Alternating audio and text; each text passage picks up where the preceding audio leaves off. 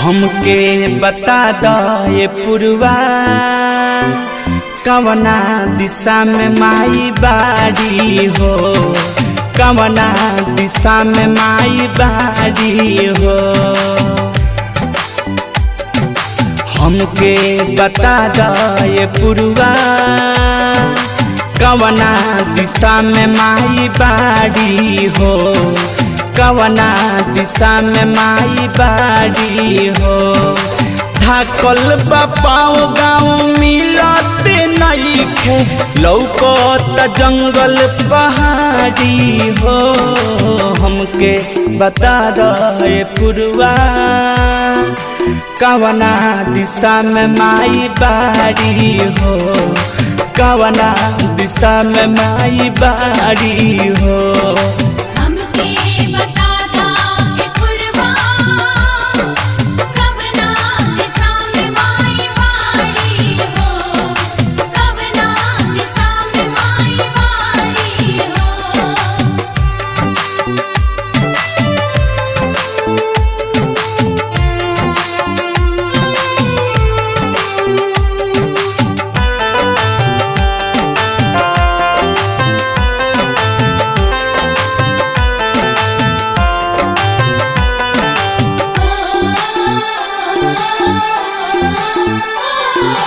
अब हम कहाँ जाई, दर्शन ना हो पाई, आता पता नहीं खे माई के।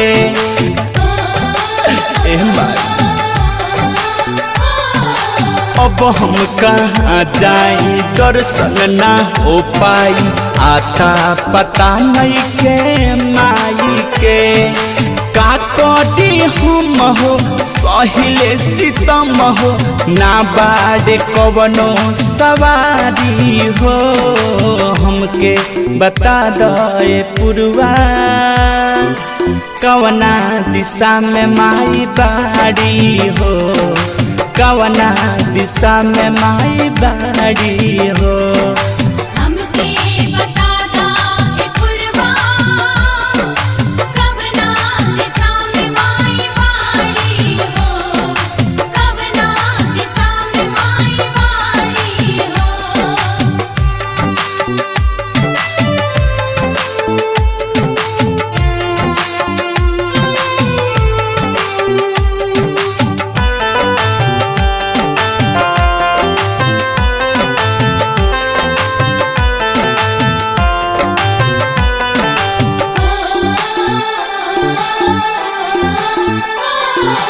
अजय चंदेश्वर के देखल ना रास्ता बा, दर्शन के दिल में तो आस बा।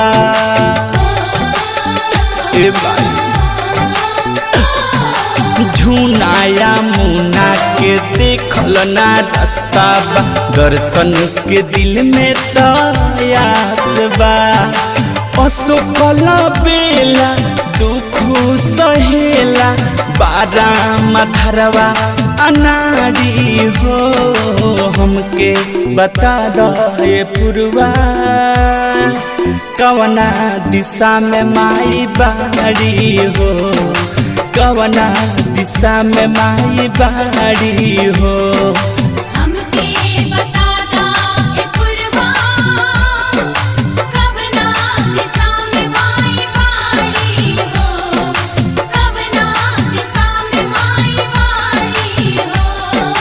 धाकल बापाओ गाँव मिलते नइखे, लौकत जंगल पहाड़ी हो।